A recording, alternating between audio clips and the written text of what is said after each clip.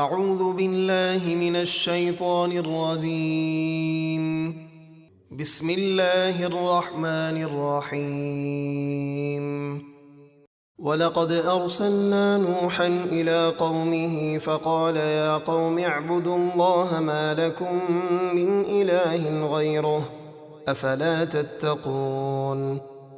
اور بے شک ہم نے نوح کو ان کی قوم کی طرف بھیجا تو انہوں نے کہا، اے میری قوم، اللہ کی عبادت کرو، اس کے سوا تمہارا کوئی معبود نہیں، تو کیا تمہیں اس کے عذاب کا ڈر نہیں؟ فقال الملأ الذين كفروا من قومه ما هذا إلا بشر مثلكم يريد أن يتفضل عليكم ولو شاء الله لأنزل ملائكة ما سمعنا بهذا في آبائنا الأولين۔ تو ان کی قوم کے کافر سرداروں نے کہا، یہ تو صرف تم جیسے آدمی ہیں جو چاہتے ہیں کہ تم پر برتری حاصل کریں، اور اللہ کوئی رسول بھیجنا چاہتا تو فرشتوں کو نازل کرتا۔ ہم نے تو اپنے پہلے باپ داداؤں سے یہ نہ سنا کہ انسان بھی رسول ہوتا ہے۔ إن هو إلا رجل به جنة فتربصوا به حتى حين۔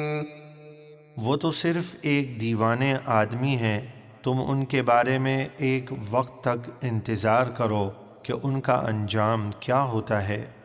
قال رب انصرني بما كذبون۔ جب نوح کی قوم ضد اور انا پر اڑی رہی تو انہوں نے عرض کی، اے میرے رب، میری مدد فرما، کیونکہ انہوں نے مجھے جھٹلایا ہے۔ فأوحينا إليه أن اصنع الفلك بأعيننا ووحينا فإذا جاء أمرنا وفارت النور فاسلك فيها من كل زوجين اثنين وأهلك إلا من سبق عليه القول منهم ولا تخاطبني في الذين ظلموا إنهم مغرقون۔ تو ہم نے ان کی طرف وحی بھیجی کہ اے نوح، ہماری نگاہ کے سامنے یعنی ہماری حفاظت میں اور ہمارے حکم سے کشتی بناؤ، پھر جب ہمارا حکم آئے اور تنور سے پانی ابلے یعنی عذاب کے آثار نمودار ہوں، تو اس کشتی میں حیوانات کے ہر جوڑے میں سے 2 نر اور مادہ بٹھا لو، اور اپنے گھر والوں کو بھی بٹھا لو، مگر ان میں سے جن کے لیے ڈوبنے کا حکم ازل میں ہو چکا ہے ان ظالموں کو نہ بٹھاؤ، اور ان ظالموں کے معاملے میں مجھ سے بات نہ کرنا، وہ سب ضرور ڈبوئے جائیں گے۔ فإذا استويت أنت ومن معك على الفلك فقل الحمد لله الذي نجانا من القوم الظالمين۔ پھر جب آپ اور آپ کے ساتھی اطمینان سے کشتی پر بیٹھ جائیں تو آپ کہیں، سب تعریفیں اللہ کے لیے ہیں جس نے ہمیں ان ظالموں سے نجات دی۔